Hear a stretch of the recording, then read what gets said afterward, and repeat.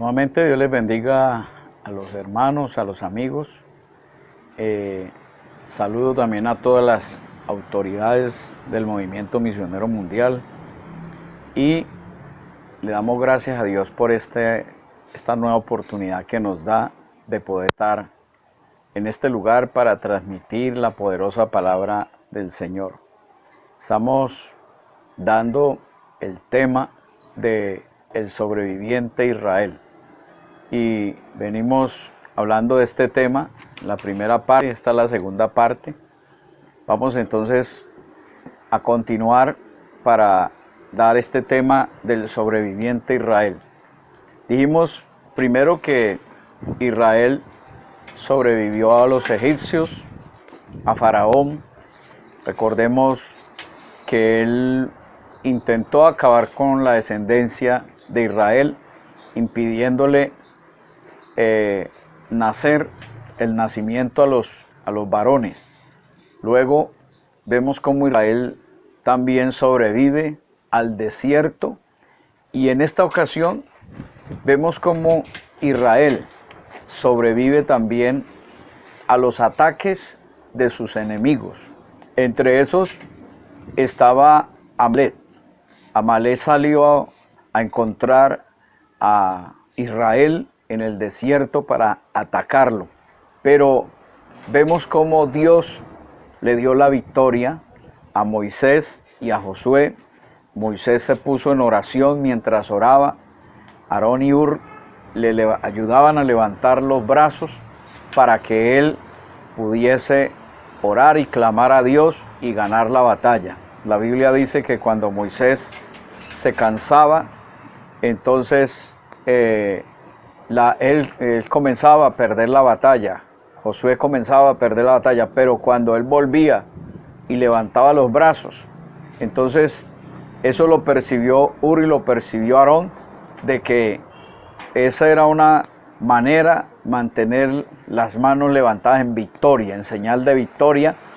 Y ellos tomaron unas piedras y se las pusieron a los lados para que Moisés pudiese mantener las manos levantadas en señal de victoria. Y ganaron la batalla. Y la Biblia dice en Éxodo 17:13, dice: y Josué deshizo a Amalek y a su pueblo a filo de espada.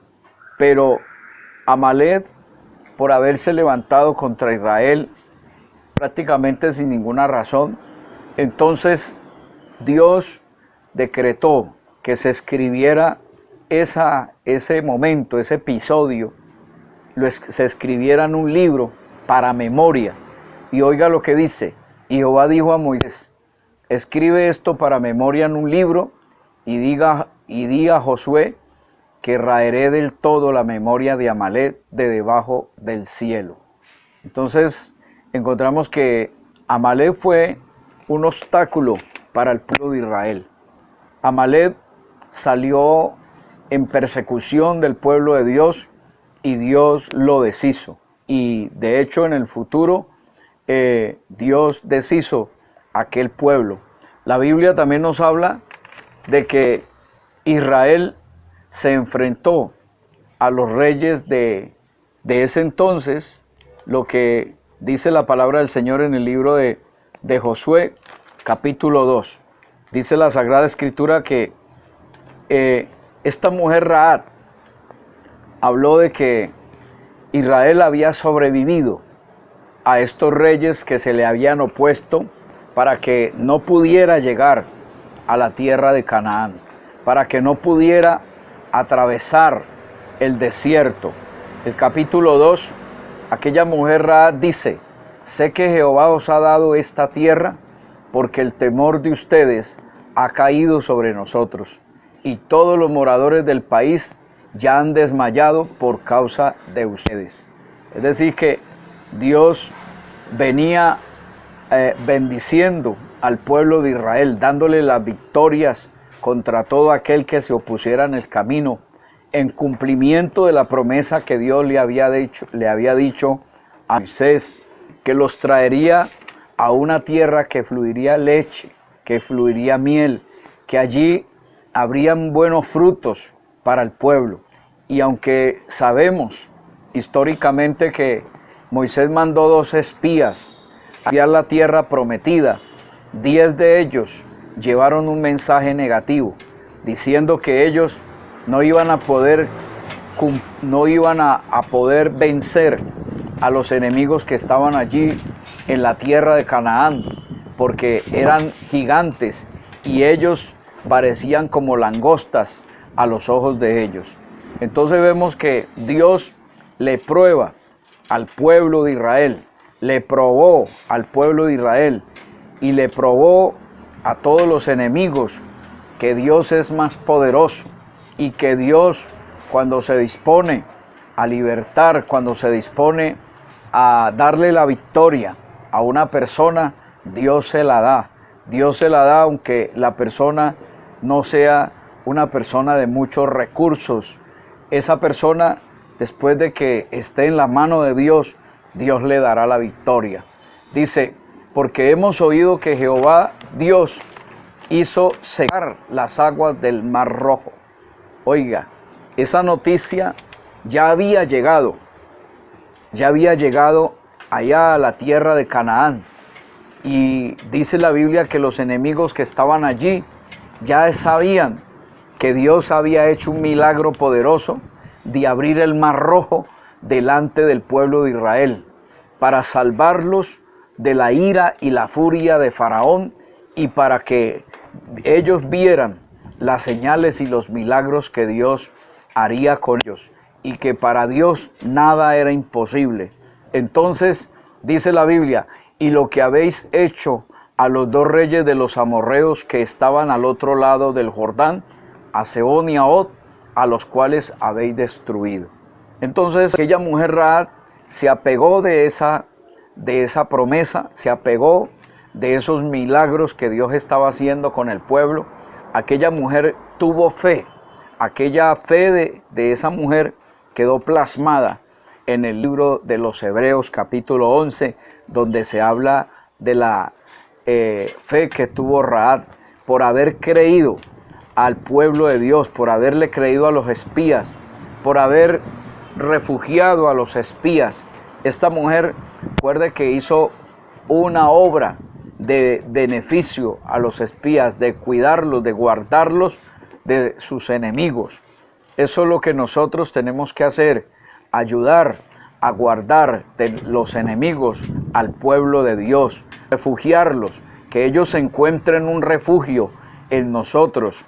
Dice la palabra del Señor, oyendo esto, ha desmayado nuestro corazón, ni ha quedado más aliento en hombre alguno por causa de ustedes, porque Jehová nuestro Dios es Dios arriba en los cielos y Dios arriba, abajo en la tierra.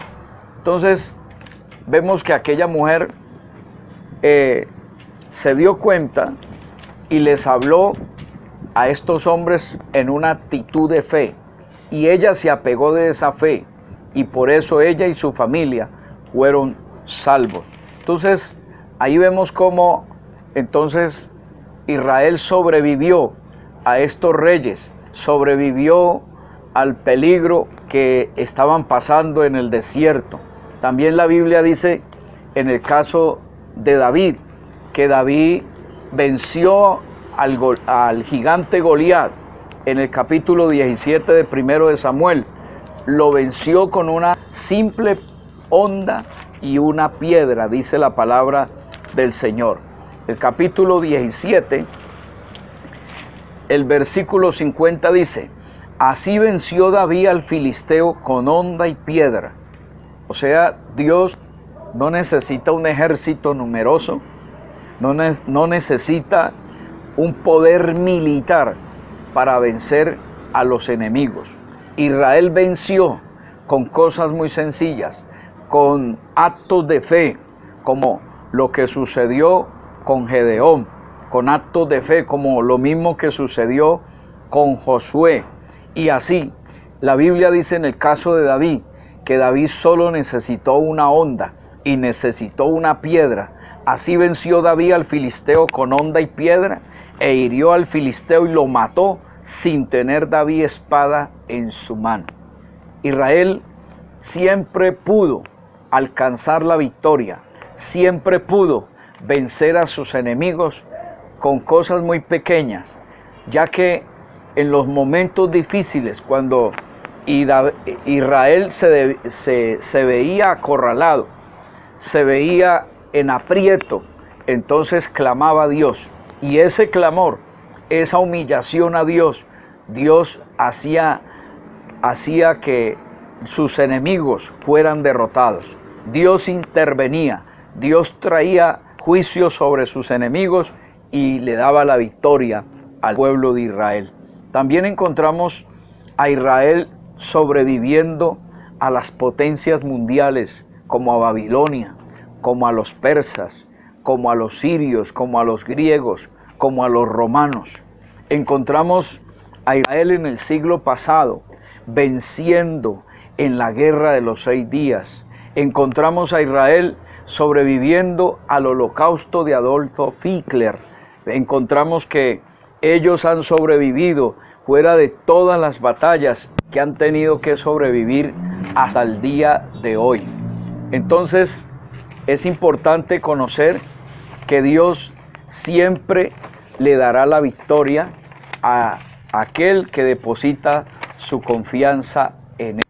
Ahora, tocante a la salvación de Israel para este tiempo de la gracia, el Señor vino cuando Israel ya había vencido a sus enemigos. Recordemos que en el tiempo de Jesús, Israel estaba monopolizado por los romanos.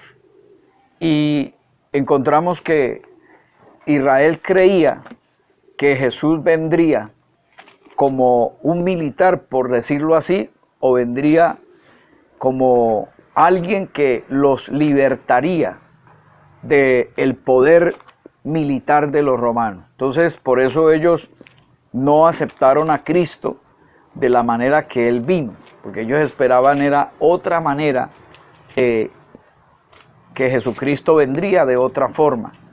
Quizá que Jesús vendría de un palacio, pero Jesús vino de una forma muy sencilla, muy humilde.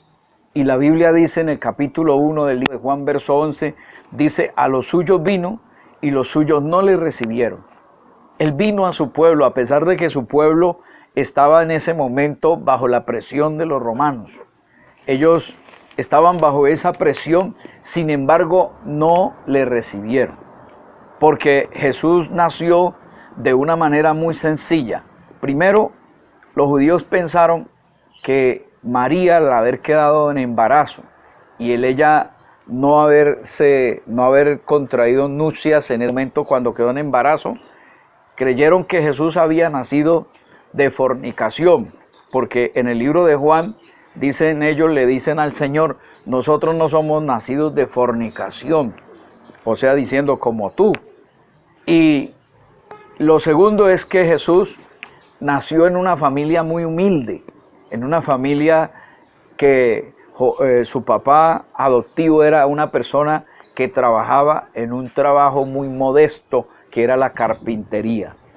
Y nació en ese lugar, el lugar todo, o la forma donde nació Jesús, era una manera muy modesta para que los judíos fuesen a creer que ese personaje que nació ahí dentro de esa familia llamado Jesús era el Mesías. Entonces dice la Biblia que a los suyos vino y los suyos no le recibieron. Pero la Escritura nos habla en cuanto a la salvación de los judíos, dice, pero a los que le recibieron, a los que creen en su nombre, les dio potestad de ser hechos hijos de Dios. Y encontramos entonces que el apóstol Pablo hace una aclaración sobre este tema en el libro de Romanos, capítulo 11, donde el apóstol Pablo muestra una gran preocupación por la salvación de los judíos. La Biblia dice en el capítulo 11, verso 4, dice, pero ¿qué dice la divina respuesta? Me he reservado 7,000 hombres que no han doblado la rodilla delante de Baal. Así también, aún en este tiempo, ha quedado un remanente escogido por gracia. Es decir, no todos dejaron de creer en el Señor, porque varios de los apóstoles eran judíos. También encontramos que mucha gente que era de allá, que eran judíos, creyeron en el Señor. Entonces el Señor siempre mantiene en reserva un pueblo, un remanente. Dice, así también aún en este tiempo ha quedado un remanente escogido por gracia. Y si por gracia, ya no es por obras. De otra manera, la gracia no es gracia. Y si por obras, ya no es gracia. De otra manera, la obra ya no es obra. La Biblia entonces dice, en el verso 7, dice la palabra del Señor, que pues lo que buscaba Israel no lo ha alcanzado, dice, pero los escogidos sí lo han alcanzado y los demás fueron endurecidos. Aquellos que fueron escogidos alcanzaron el propósito de Dios, pero los demás no, porque endurecieron su corazón, dice la palabra de nuestro Dios. En el versículo 12 dice la Escritura, y si su transgresión es la riqueza del mundo y su defección la riqueza de los gentiles, cuánto más, dice la Biblia, cuánto más su plena restauración. El propósito de Dios que se propone con Israel es restaurarlo, es que Israel sea salvo. En cuanto a su salvación, pues Pablo habla en el capítulo 9 de Romanos, hasta del 2 al 8, sobre esa preocupación de la salvación de ellos, que ellos sí van a ser salvos en su debido momento. El capítulo 11, verso 25 al 27, dice la palabra del Señor, capítulo 11, verso 25 al 27 dice, porque no quiero, hermanos, que ignoren este misterio, para que no sean arrogantes en cuanto a ustedes mismos, que ha acontecido a Israel endureciendo en parte hasta que haya entrado la plenitud de los gentiles. Es decir, hasta que se cumpla el tiempo de la gracia que ya está por terminarse. Cuando se cumpla ese tiempo de la gracia, entonces Israel entrará en el escenario, dice el verso 26, y luego todo Israel será salvo. Como está escrito, vendrá de Sión el libertador que apartará de Jacob la impiedad. Y este será mi pacto con ellos cuando yo quite sus pecados. Es decir que con Israel hay un propósito hacia el futuro, pero ese propósito hacia el futuro será para ellos un propósito fuerte, un propósito por donde ellos tendrán que pasar por un momento muy caótico, muy dificultoso, muy precario, de mucha crisis, que se llama el tiempo de la gran tribulación. Entonces, continuaremos con este tema con ayuda del Señor.